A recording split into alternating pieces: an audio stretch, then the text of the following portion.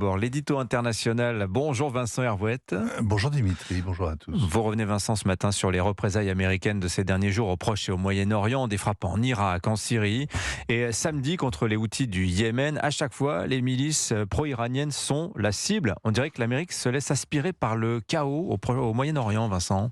Ouais, il faudrait être sacrément optimiste comme un politicien en campagne, comme Joe Biden espérant un second mandat, pour imaginer que les Houthis soient neutralisés. C'est la troisième fois que le ciel leur tombe sur le kéfier. Les deux raids précédents ne les ont pas dissuadés d'attaquer les navires qui passent au large. Et il n'y a pas d'avantage puisqu'ils ont aussitôt recommencé. Ils ont d'ailleurs échoué. Le missile Sol-Mer qu'ils préparaient ayant été détruit avant même d'être lancé. Mais c'est partie remise.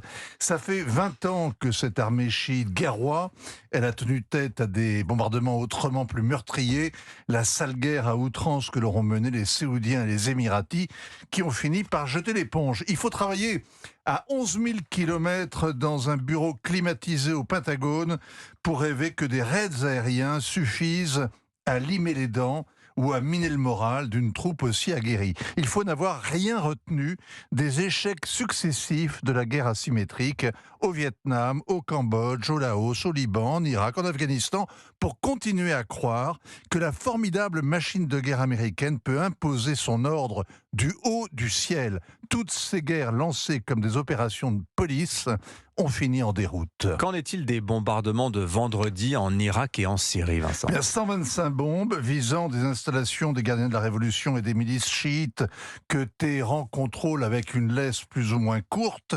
Certaines sont le bras armé des services iraniens, mais aucune n'est basée en Iran. D'autres ont aussi une branche politique qui soutient le gouvernement en place à Bagdad, d'où les protestations officielles irakiennes, les Irakiens joignent leur voix aux Iraniens et aux Syriens pour dénoncer les États-Unis fauteurs de troubles. C'est un comble quand on sait que depuis le 7 octobre, les bases américaines au Moyen-Orient ont été attaquées à 160 reprises. Là encore, bombarder ne suffit plus, surtout quand on annonce 8 jours avant qu'on va être implacable.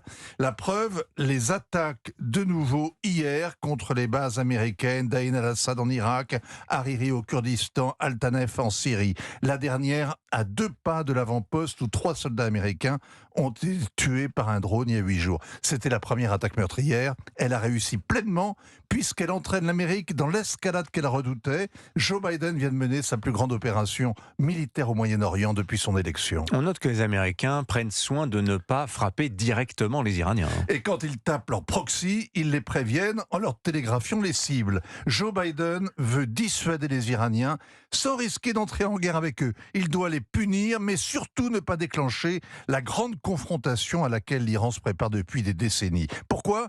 Mais parce que les Iraniens ont assez d'uranium enrichi à 90% pour fabriquer en quelques jours 4 bombes nucléaires, et puis aussi parce qu'ils se sont rendus indispensables à la Russie et à la Chine, qui pourraient être donc entraînés dans une confrontation majeure. Joe Biden va continuer à gesticuler pendant des jours ou des semaines. Il est aspiré dans une campagne militaire prolongée qui risque de fatiguer rapidement les électeurs américains.